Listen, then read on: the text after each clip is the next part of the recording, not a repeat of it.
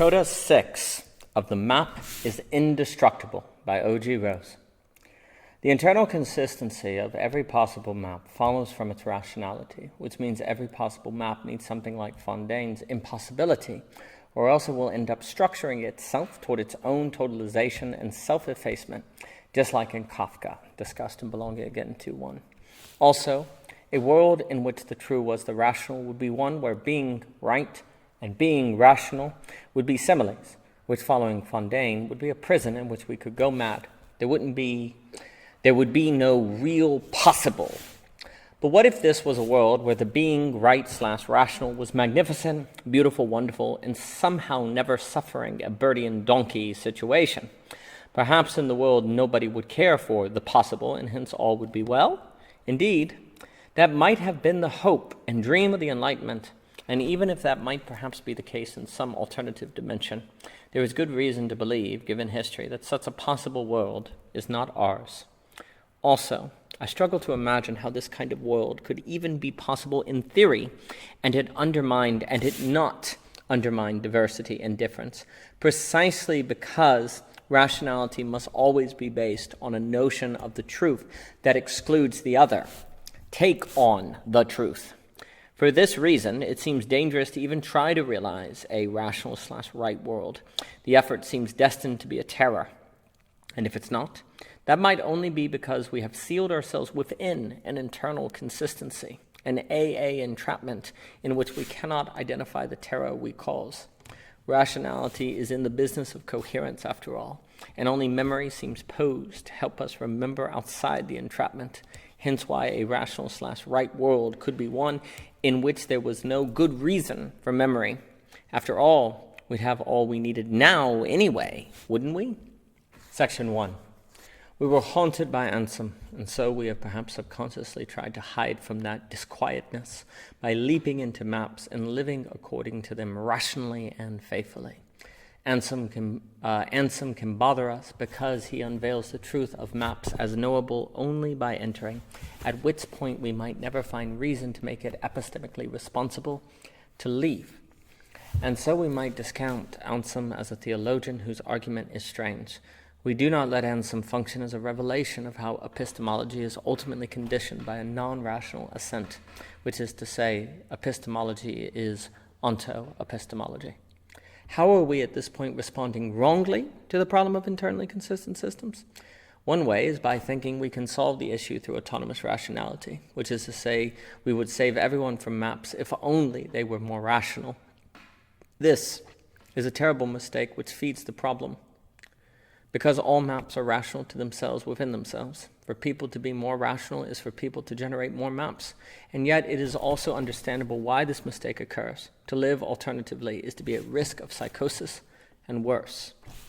We can consider Descartes alongside Ansem for a moment here as someone who might also help us understand why we must think from our knees, per se.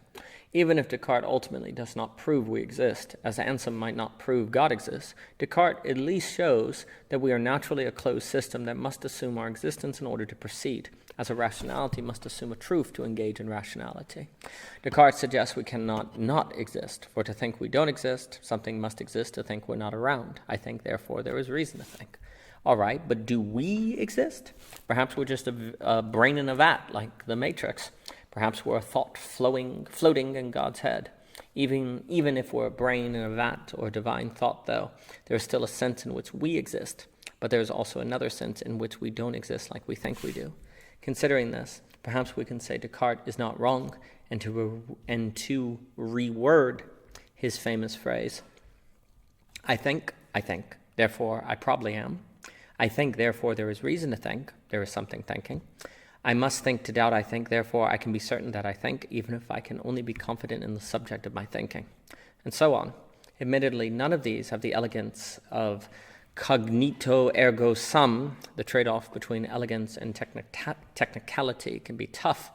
Still, Descartes seems to argue that thinking requires existence versus cause existence, as Andreas Roma notes. This is an understandable confusion, given the wording of cognito ergo sum. In light of this possibility, Descartes argues, thought exists, for we cannot doubt this without thinking, therefore a source of the thought must exist. A source of thought is a thinker, therefore a thinker must exist, therefore I exist. To jump from C to D can be questioned and or complexified. Perhaps not if it is God who exists, but otherwise, why couldn't the thinker who exists be a person who invented a brain my consciousness is plugged up into in the future? So though a thinker must exist, that thinker doesn't have to be me. So even if I must exist in some way to experience thoughts, it is possible that the proof of a thinker doesn't necessarily mean I am that thinker, as a source for the thoughts could be downloaded into me from somewhere else. I must be someone who can experience thoughts, but that doesn't mean I must be the original thinker or origin thinker. Similarly, though the act of thinking must be so, the content of thinking could be an illusion. Regardless, even if based on a misreading, Descartes is useful because he helps me approach my existence and thinking as requiring assumptions. This cannot be doubted, funny enough. Reality cannot be hypothetical. I am a system that must assume itself to proceed being itself. I may not exist in the way I think I do, at least. My thoughts might be entirely wrong, but I must assume something to continue. I cannot doubt everything, and that is undoubtable. By investigating and deconstructing himself all the way down from Descartes, we garner reason to believe Wittgenstein was correct. We cannot investigate everything, and for that reason we are forced to rest content with assumption. If I want the door to turn, the hinges must stay put. The fact that we have reason to think we are thinking means we have reason to think we are thinkers, and even though we cannot verify that we are thinking thinkers, we would not be irrational to assume this, because otherwise proceeding in thought becomes impossible. And if there is no thinking, there is no subject to even doubt or be certain about, to be rational or irrational about, and so on. It is rational to assume something that, without assuming, defining the rational becomes impossible. Again, this brings us back to Anselm, who showed it was justified and even necessary for reasoning to kneel in order to meditate upon its subject. Hence, autonomous rationality is impossible. Not that thinking must think this way about itself. Kneeling is a choice, after all. Thinking linear or rational requires a thinker, and so person, holistic, non-rational, and this relationship must not be lost in the thinking act if thinking is to not lose itself. The fact we have reason to think means we have reason to assume, which is to say we have reason to make an opening for non-rationality. To say we must assume means we must arrive at an assumption rationally, which is impossible and risks autonomous rationality, or we instead establish foundations, assumptions, axioms, so on, through non-rationality. We might say that incorporating non-rationality negates a blatant assumption into an axiom or clearing, but that is language I'll hold back on for now. If we must assume and or work with something in some sense, in my mind, that means thinking is more structured like a mathematical system or proof after Gödel than we often realize. Thinking entails axioms that thinking structures itself off of in hopes of achieving internal consistency, but even achieving this will only increase thinking's plausibility. There is no necessary relationship between validity and plausibility. Descartes shows we cannot doubt everything by doubting everything, as rationality can encounter its limits once it is fully rational, as thought can realize it must kneel before an axiom when it tries to think God. We can never escape except through problematic imagination, which is a false escape. The requirement of assuming something like a thinker exists to think at all. What follows is the necessity of thinking as in a system. Thought must be humbled, or thinking could prove a curse. As discussed with the wonderful Matthew Bartley, Anselm and Descartes can help us see that we need to system think before we systematically think. If we work hard with the wrong tool, we won't get much done. The way we think about something can be just as important as how hard we think about it. If I try to hammer in a nail with a wrench, it might work, but it might also mess up the job. Nails need hammers, and there are jobs that if I try to use a hammer when a screwdriver is needed, I might break whatever it is I'm working on. However, if we're good with a wrench, and we've been told our whole life that wrenches are all we need, or maybe we grew up in a world where the only tool we ever used was a wrench, it's likely that we'll end up in situations where we use wrenches when we really shouldn't. This happens with mental tools and mental models all the time, leading to the world Fondane saw coming. We are born into socially beget systems of thought that we get so used to employing that they become invisible to us. We don't even see ourselves as systems thinkers, but just thinkers. We're systems thinkers, per se, with system in parentheses. To escape this, we need to make the invisible visible and become systems thinkers, those for whom thinking systematically is meaningfully possible, which then also opens up a possible distinction between problem prevention and problem solving. But for doing this, we'll likely be rejected, and really getting this requires us to get on our knees at which point we might never find a rational justification to stand again. When we're stuck in a system, the system trains us not to think for ourselves, and so the system tends to preserve itself. To escape the single-minded thinking a system tends to incubate, we first have to realize the system is there, which entails understanding that the nature of a system is to gradually and slowly become invisible to us, like a doorknob gradually and slowly becoming invisible the more we use it, and it becomes part of the house, alluding to Heidegger. Belonging again in mind, all social orders and givens have the potential in them to become systems that self-hide, and with time they often do. The allure of apparent efficiency is too great. Once a system emerges, so tends to also emerge monotheorism, in accordance with that system, a single way of thinking, that gradually makes the system invisible. Once this occurs, the system tends to do our thinking for us, and then we don't have to worry about thinking systematically because the system takes care of that on our behalf. But problematically, if that system has us constantly using a wrench when we encounter a problem that needs a hammer, we'll try to use a wrench systematically. Concerns about thinking systematically, rationally, don't bother people who are only systems thinker with the systems in parentheses. So if we decide to be systems thinkers, truthfully, we have extra work. Otherwise, we won't think for ourselves, but that might make us happier, at least until it suddenly doesn't.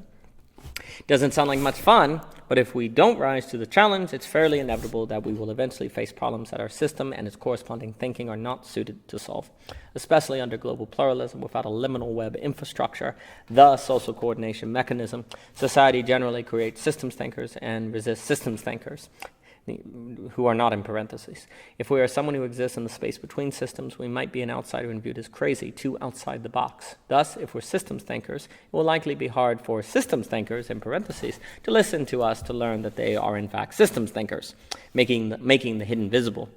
Often it is a disaster or being a loser in a system that gets people kicked out of a system, and then once they are outside of it and perhaps become systems thinkers, they can be viewed as crazy, evil, and so on, possibly scapegoated following Girard. Does that sound like fun? No, and so there is incentive to use a wrench forever. Everyone is naturally a systems thinker, in parentheses, rational, and those who become systems thinkers, not in parentheses, can face rejection. And yet without systems thinkers, systematic thinking is not meaningfully possible, and it's likely the majority of people will be limited in their mental and intellectual options. When these people encounter a problem that requires a hammer, only having a wrench, they and the society at large will suffer.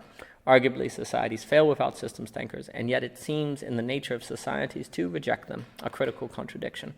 Is this how we ended up in the world Benjamin Fondane wrote about? Yes, but the alternative is to risk psychotic entrapment and madness, exactly as we now suffer. Section 2. We learn from Missing Axioms by Samuel Barnes that nihilism would not address our problem of internally consistent systems, and a reason for that could be that nihilism itself is a totalizing strategy. Everything is meaningless or everything is nothing are phrases which would require an autonomous rationality to make and justify.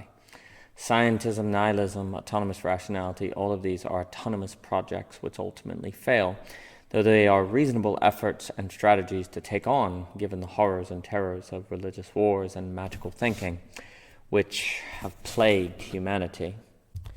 Non-rational thinking is also existentially demanding, and faced with it, we easily find autonomous rationality, or say autonomous empiricism, more appealing, especially if they and their results are more vivid to us. What is rationality then? What are we doing when we think we are being rational, if rationality is in a truth more than getting at truth? Well, in a way, rationality seems mostly about making good bets, which sounds reductionist and problematic, but in another way is underwhelming in a good way, for a humbled rationality might be more likely to accept its limits. To expand on this point, consider, if A is B and B is C equal to A? Yes, that would be a rational conclusion, but now let's consider, if A is B 20% of the time and B is C 15% of the time, what percentage of the time is C equal to A? That's a lot trickier. 5% sounds right, no? Which is why it's a challenge that we live mostly in a world of probabilities, though by how rationality and logic are discussed, it can be suggested we live in a world composed mostly of basic syllogisms. What it means to be rational can be talked about like it's simple and clear-cut, but I think that causes trouble. To use a favorite example of mine, if I think it's going to rain today and I bring an umbrella, but then it doesn't rain, did I act irrational? No, but I was wrong. It's possible to be both rational and wrong, even though the terms rational and right are often conflated. Similarly, if there was a 95% chance of event X happening and I bet against X and end up right, did I act rationally? Well, generally, if something is only 49% likely to happen, let alone 5%, I seem irrational to bet in favor of it, but that doesn't mean the bet won't end up in my favor, suggesting that the phrase acting rational is odd. People can talk as if there are two camps, irrational people and rational people, and act like problems in life have solutions, and that if we can't figure those solutions out, it's because we're not thinking hard enough. But often problems in life are trade-offs and bets for one outcome versus another. We don't live in a world of syllogisms but probabilities. As Lorenzo notes, belief should be treated like an investment portfolio, and in his work, is investing the best model to deal with uncertainty? Lorenzo writes, I consider myself a fabulist because I believe truth exists even if we may never be certain of it. Specifically, I think most, if not all, of what I know will eventually be disproven or proven inadequate to explain major phenomena. I base this belief not just on philosophical arguments of people like Karl Popper, Chuck Klosterman, and Dan Duke, but also on the observation of two trends. History is filled with paradigm shifts, and our complex world is full of black swans. Think about it this way. If you had to bet money on each aspect of your worldview, would your portfolio eventually go bust? Eventually, probably yeah, since on a long enough timeline, paradigm shifts and black swans undermine almost every plan. Under financial epistemology, our worldview becomes a portfolio, a collection of bets on what will be disproven and when in order to achieve some material advantage.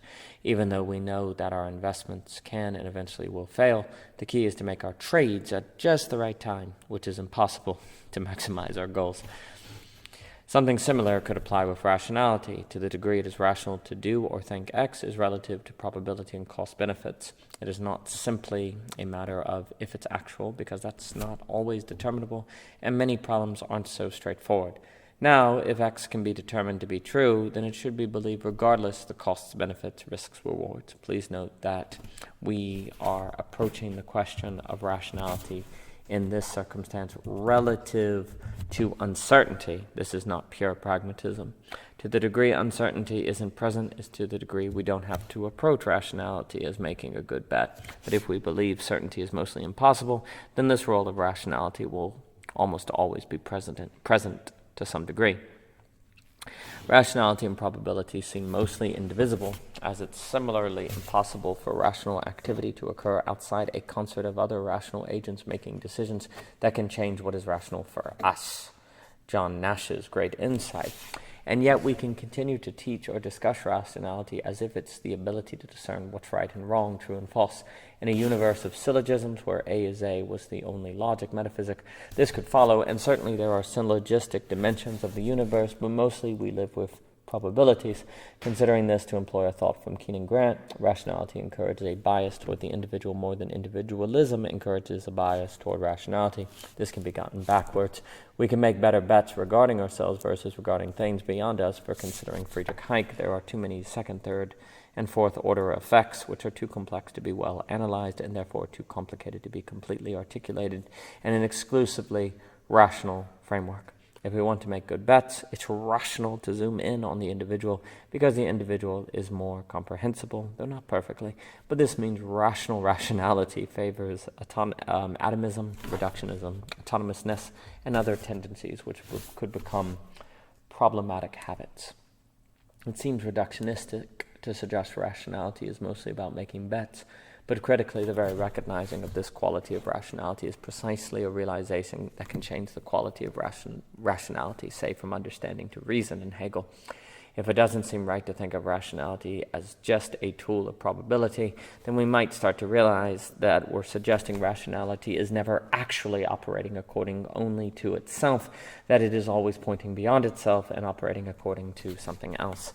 An autonomous rationality would be very probabilistic, but if it seems to us that this is wrong, then that might be because it doesn't feel right to say that all we do when we think is engage in probability assessments. But maybe that's because when we think, it's not that all we're doing is using autonomous rationality. Maybe thinking is more robust and multidimensional, AB versus AA. All right, if rationality often seems practically to be about making bets, it would seem we are Interestingly, in an age when autonomous rationality is becoming more vivid as a bad bet, which seems possibly a notion which could lead to a paradigm shift from AA to AB.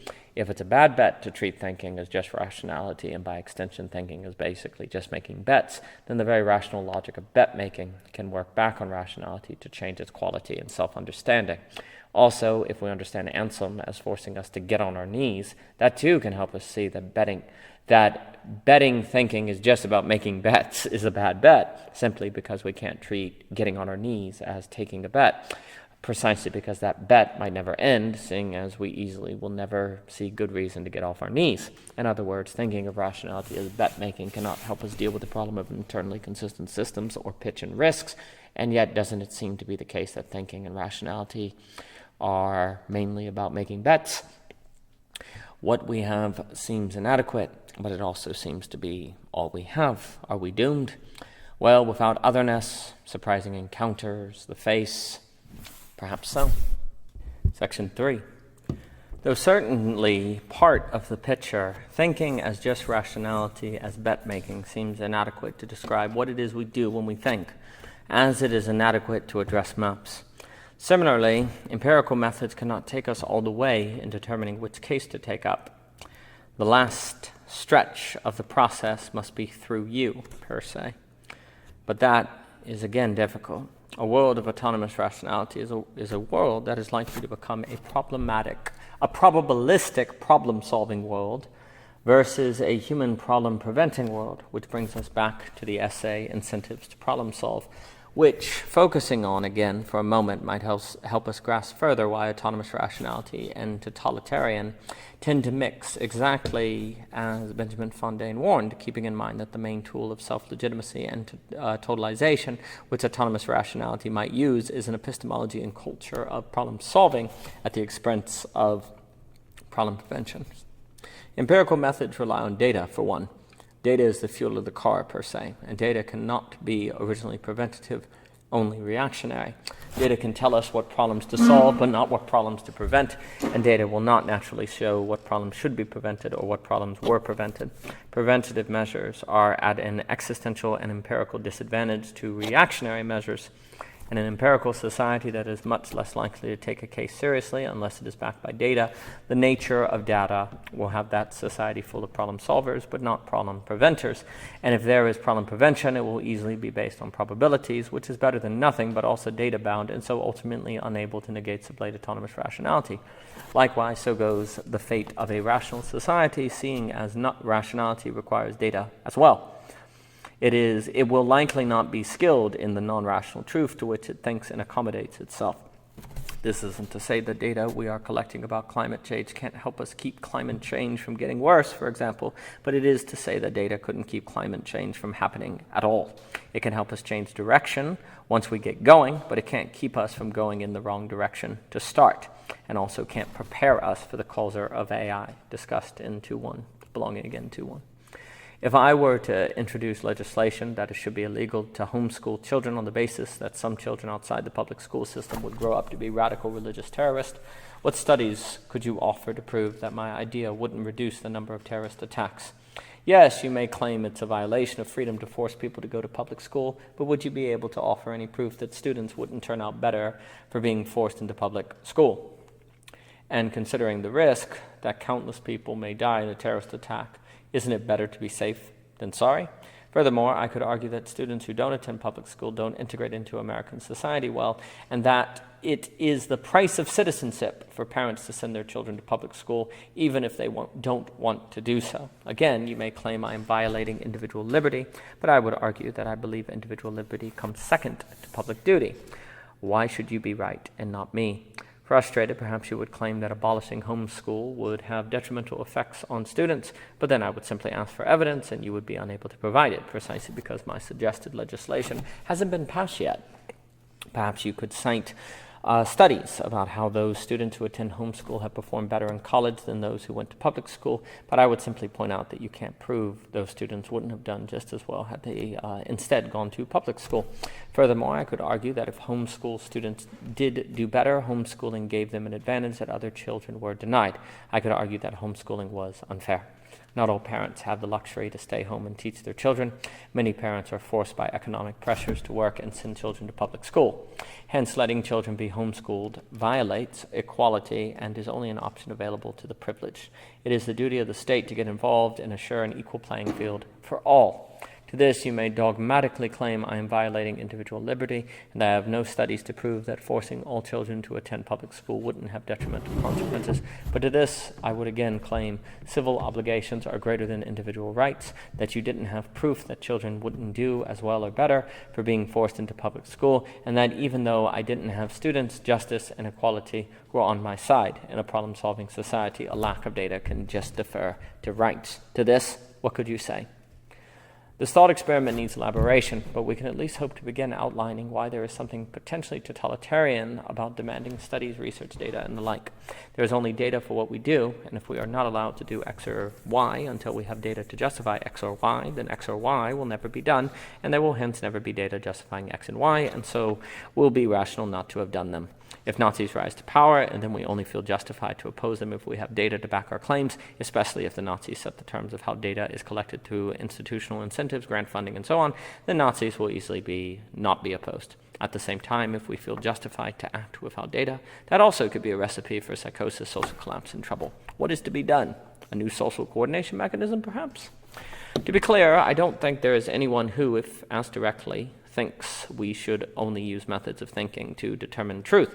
Asked directly, most understand that empiricism can only get us but so far. Nor do I think anyone uses empiricism exclusively all the time, just in spots or predominantly, as I don't think there is anyone who is purely introverted or purely extroverted. But when we get into the heat of a debate or in the rush of a research project, I think we can easily forget what we know.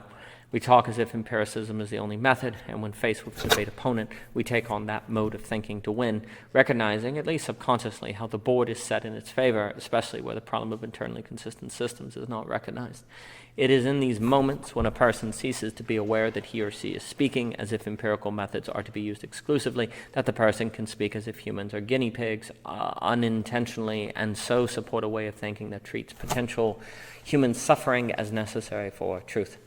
To lessen the risk of unintentionally violating human dignity and to refrain from overly relying on empirical methods that will not equip us properly to avoid what will increase human suffering, we have to learn to think not just in empirical terms, but also abstractly and in terms of cost-benefit analysis.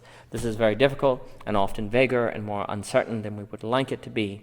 Cost-benefit analysis weighs various options and the various possible outcomes of those options and then makes a decision based on the forecast. If I am choosing to go to college or to go straight to work, a cost-benefit analysis considers the positives and negatives of going to college compared to the positives and negatives of going straight to work. Based on the best available data, I make the best guess that I can, but this guess would be by no means satisfy a strictly empirical framework. Yes, there is a difference between using empirical analysis to inform a cost-benefit methodology and using empirical analysis to inform an empirical methodology. The problems come when empirical research brings with it an exclusively empirical methodology for decision-making, considering that the latter is inadequate. We must have clear in our mind which methodology is appropriate for making the final decision and which methodology is appropriate for informing that decision. We must use empiricism in concert with all ways of thought. We mustn't use empiricism to inform conclusions alone. Also, where there is an awareness of cost-benefit analysis, there can be a better sense that we can never ultimately avoid risk and human suffering. Even when we are prepared, we can face negativity and hardship. But when the emphasis is on systems, planning, empiricism, and the like, it can be suggested that we can figure out how to avoid suffering, whereas when the emphasis is on there ultimately having to be a human element, we might prove more prepared for things not to go our way, a point which brings to mind what Ivan Illich said about curable suffering being more intolerable than uncurable suffering. There's always a chance things could go wrong, but when that error occurs, it won't necessarily be experienced as evidence that we did something wrong or that we need to do something different. The world is imperfect, and the space of imperfection is where the human element can step in and have a role. It's simply the way of things, if things are to have ways. Wait, but isn't cost-benefit analysis just making a bet? Didn't we say that if it was inadequate of rationality to see itself as such? A great question. And first, a cost-benefit analysis will prove ineffective if non-rationality is not incorporated into it. Also, the very need of betting means we are brought by necessity to employ something that can feel inadequate to reduce thinking down to, which means we end up driven by necessity into facing a notion of rationality that seems wrong. This is for us to be driven to a place where we encounter limit, and hence a place where a negation sublation is possible, say from understanding to reason. What this suggests is that rationality as betting can be an opening for a negation sublation of rationality, but not necessarily. It's up to us to realize the limit. However, the point is that this limit and opening for rationality is found in probabilistic thinking more than hard empiricism, even though probabilistic thought could end up serving empiricism and never realize its limit. And if we are moved by empiricism into cost-benefit analysis, we are moved a step closer to AB from AA, even if we have never actually take that final step. Making bets without realizing limitation, though, won't necessarily help us avoid incentives to problem solve, for it is completely possible that probabilistic thinking can forever operate according to data, proving to just be an extension of hard empiricism and in service of the problems which concern Fondane. We can't make bets without data, sure, but bets don't have to be captured by data, though they easily could be, meaning we'd stay stuck in AA versus AB. It's also true that there is a way in which all studies entail bet making, but what bets are made will likely align with data where humanity doesn't acknowledge the limits of rationality. Probabilistic thinking is a step in the right direction, but cannot treat itself as if the finished journey, lest it fall back into prior dysfunctions. Beauty might be approached probabilistically, but it is not itself reducible to probability. Section 4. It is humbling of rationality to recognize its limits. The moment we recognize limits, they are experienced according to rationality, making it seem as if rationality isn't limited at all. We are limited in experiencing limitation, a key notion in Hegel. As a result, it can seem crazy to treat rationality as limited, and yet we need to accept and absolutely choose that truth if we are to avoid self-effacement and what Fondane discusses. In addition to this feeling of being crazy, another reason it can be hard to avoid autonomous rationality and map totalization is because mere fact is often handicapped in itself from being compelling and vivid, like can be rationality. This is also another reason why autonomous empiricism isn't really autonomous, and hence why we should accept its limitations before we end up in problematic totalization. There's often and perhaps always an excess which slips in. This isn't necessarily a bad thing, but could be if we don't acknowledge it. The lack of acknowledgement could lead to us imagining autonomous impossibilities which aren't possible. Actuality and facticity can be plausible, but not really compelling. We know 2 + 2 = 4 will not inspire us to stand up and protest injustice. It tends to be a story or a video of someone suffering that gets us moving. Ideas are not experiences, as we discuss often, and experiences are more likely to motivate us to act than mere ideas or facts.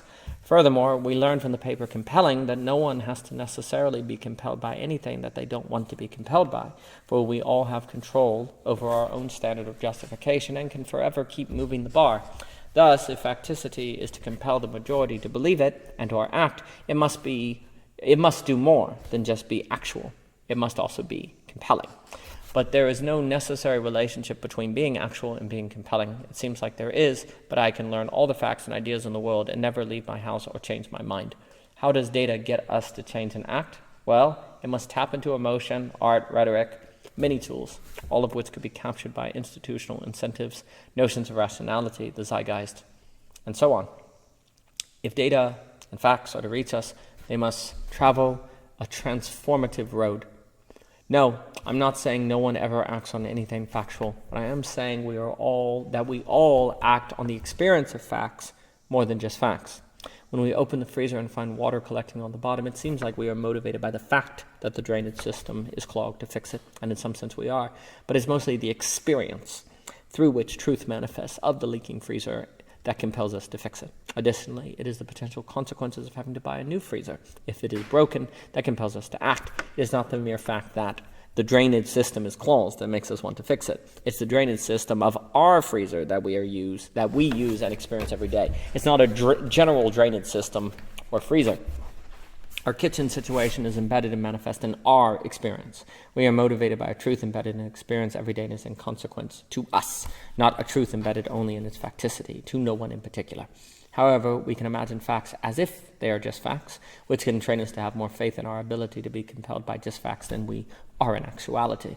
As a result, when we encounter facts that simply don't have a quality of being compelling, we can rationally think that this means these supposed facts are unimportant, debatable, and perhaps not even facts, while at the same time come to believe by the experience of something as compelling that facts can be compelling in their facticity versus in our experience.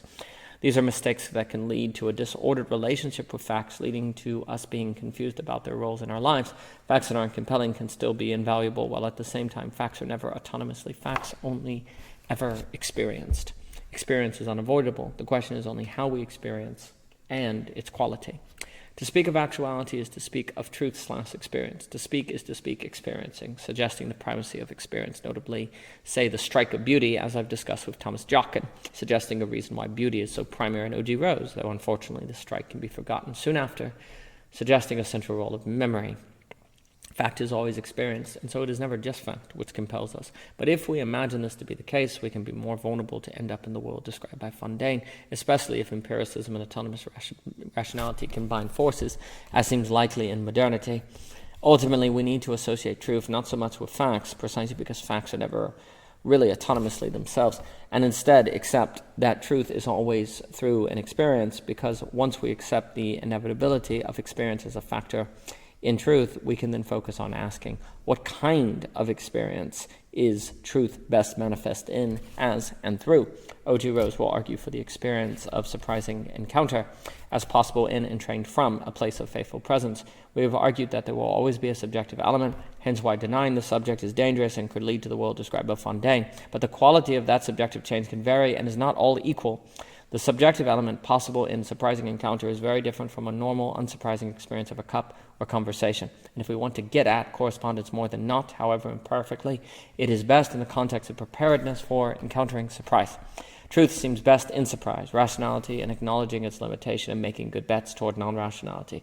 If we fail to orient ourselves accordingly, the problem of internally consistent systems and the likelihood of bad responses will worsen. Section 5. We naturally experience the true as the rational, which is to say that the true isn't the rational requires us thinking in ways which will seem unnatural and wrong. This is a hard obstacle to overcome, but we should expect that difficulty in a world where Gödel's discovery was so revolutionary. Otherwise, Gödel's discovery would have likely been made long before. It is natural for us to totalize in either autonomous rationality, scientism, nihilism, theology, capital, or the like, which means it is natural for us to self-efface. Totalization only works if it can maintain the connection to itself that the true is the rational, which is to say the rational is the right, AA, which requires fencing out other views to maintain and protect its self-consistency. For this reason, autonomous rationality, for example, must not take worldviews, differences in thought, pluralism, and the like very seriously, and yet the only reason autonomous rationality is even possible is precisely because it is a possible worldview among many. That is a move totalization must make. It debases other options as just options, yet it is only possible because it is an option itself. What makes it possible is what it denies, and so why AA self-effaces as an AB in either unrealization or self-denial. Gödel showed that logic and thinking were doomed or more complicated than we thought. Thought can work by ignoring itself as geometrical. Traditional formal systems and autonomous entities will not suffice. If we try to make them, we will suffer consequences and risk self-effacement. Dialectical reasoning is necessary. But with that, we suggest there is an essential human element in our thinking that cannot be removed.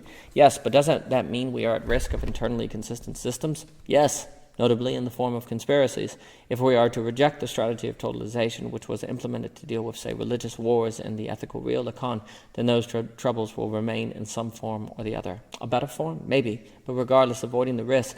A world absent of non-rationality is perhaps a world that we can believe is computable and technologically manageable. If non-rationality only exists but is necessary, though, then there are limits to what technology can accomplish. Perhaps this suggests why we might subconsciously want rationality to be all we need, suggesting wisdom to delude as admonishment that we need our own line of flight so we can avoid capture and being computable. The importance of neurodiversity is also suggested here, as discussed by Lorenzo, and it's also suggested that there is a mercy and grace, such as found in Flannery O'Connor's Greenleaf, in the point by Fondane. But the experience that will make an exception of us and give us over to existential problems does not depend on us. But time will tell, and if it doesn't, we might be gone before we can tell it didn't. Rationality naturally captures and acts as if equivalent to truth, but rationality can realize it isn't equivalent to truth, which is for rationality to realize it is limited, which means it realizes there is a limit to cross and something beyond those limits, Hegelian. With this realization, in what direction might rationality develop? Might it develop toward beauty or madness? The absolute choice is ours, and unfortunately madness before the causer of artificial intelligence is a real option. Land waits, as 2.1 discusses. But a world where we recognize the problem of internally consistent systems is a world where we might be less vulnerable to map totalization, as Fondane describes, the deconstruction of common life considered with Hume, or the insanity described by Korbowski. But what is the price for this advancement? We become more susceptible to map proliferation. Where the true isn't the rational, rationality can operate and search for its own coherence without worrying about the truth, ultimately proving able to deconstruct it. Sure, rationality might construct itself around a notion which could be destroyed, but there is always the possibility of realizing an indestructible map, and so rationality always has a chance, and truth doesn't necessarily have to have the final say. Couldn't there be a map proliferation in a world where the true is the rational? Sure, but that was a world before Gödel, where the realization of incompleteness was more likely to be taken as evidence that a worldview or ideology was invalid. Hence, better setting a cap and limit on how extreme map proliferation could become. Now, in realizing essential incompleteness, our challenge of maps is more extreme. As Fondane understood, as long as there is always possibility, we are not fated or determined, and we are certainly not doomed for the suboptimal result of Nash equilibria, conflicts of mind, or inescapable, internally consistent systems, such as the C word, which I cannot say here because I've had YouTube videos taken down. Unfortunately, where there is always possibility, there is likewise always existential anxiety, and by extension the temptation and possibility of magical thinking and the C word, a temptation profoundly magnified by the internet and new information technologies. Fondane's hope in the possible is a hope found at the bottom of the big other box of Pandora's rationality. Totalizations are all autonomous projects which ultimately fail, though they are very reasonable efforts and strategies to take on given the horrors and terrors of religious wars and magical thinkings which have plagued humanity. If we reject totalization, we invite those troubles back, as we must, according to Fondane. And these troubles are indeed back, most notably in the proliferation of conspiracies of the C word, which makes sense seeing as the C word are precisely indestructible masterpieces of rationality and coherence, internally consistent systems. The multiplication of the C word is a case study that can help us understand map proliferation, which is a challenge we must face if we take Fondane seriously. To that topic we will now turn. For more by The Map is Indestructible, please see the rest of the playlist as found on YouTube, and you can pick up the book, The Map is Indestructible, on Amazon today. And thank you so much for your time.